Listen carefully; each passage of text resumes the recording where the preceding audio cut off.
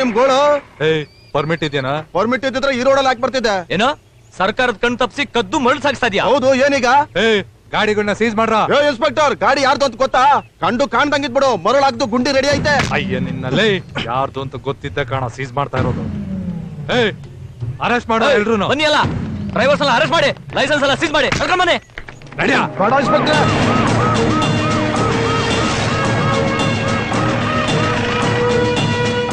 Hello mister, ಈ ಫ್ಯಾಕ್ಟ್ರಿನ seize ಮಾಡ್ತಾ ಇದೀವಿ. ಯಾಕೆ? ಲೈಸೆನ್ಸ್ ಇಲ್ಲದೆ ಬಿಸ್ನೆಸ್ ಮಾಡ್ತಿದ್ರ ಅಂತ ಪಕ್ಕಾ ಇನ್ಫಾರ್ಮೇಶನ್ ಬಂದಿದೆ.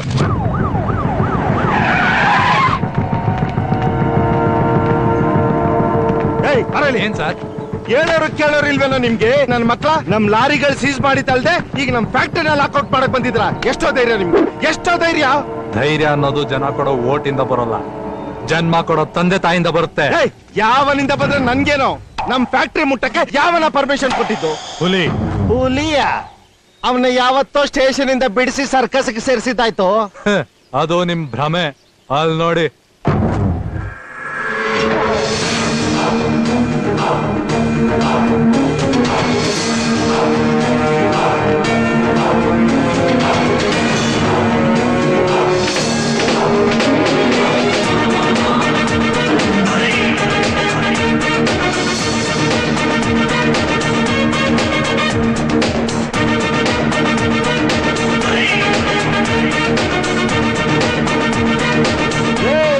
ನೀನ್ ತಿರ್ಗಾ ಬಂದ? ಹೋಗಿದ್ರೆ ತಾನೆ. ಮತ್ತೆ ರಿಸೈನ್ ಮಾಡಿದ್ದು?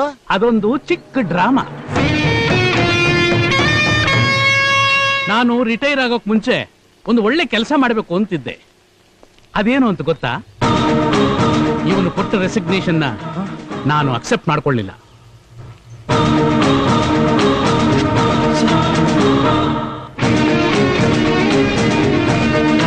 ಸೆನ್ಸಸ್ ಪ್ರಕಾರ ನಮ್ಮ ದೇಶದಲ್ಲಿ 1412 ಹುಲಿಗಳಿವೆ.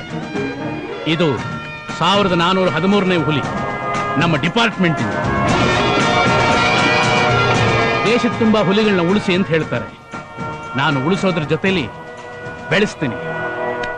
ಇವನು ನಮ್ಮ ಕರ್ನಾಟಕದ ಆಸ್ತಿ ಕಣೋ. ಏನ್ ಎಲ್ಲ ಸರಿ ಡ್ರಾಮಾ ಆಡ್ತಾ ಇದ್ದೀರಾ? ನಮ್ ಡಿಪಾರ್ಟ್ಮೆಂಟ್ ಅವ್ರ ಮೇಲೆ ಕೈ ಹಾಕದಿರ್ಲಿ. ನಿನ್ನಂತವ್ರ ಕೆಟ್ಟ ಕಣ್ಣು ಬಿದ್ರು ಆ ಕಣ್ಣುಗಳನ್ನ ಕಿತ್ತು ಚಾಟ್ನ ಮಾಡಕ್ ಮೈಸೂರು ಮಾರ್ಕೆಟ್ ಬೋಟಿ ಬಜಾರ್ಗೆ ಹಾಕ್ಬಿಡ್ತೀನಿ.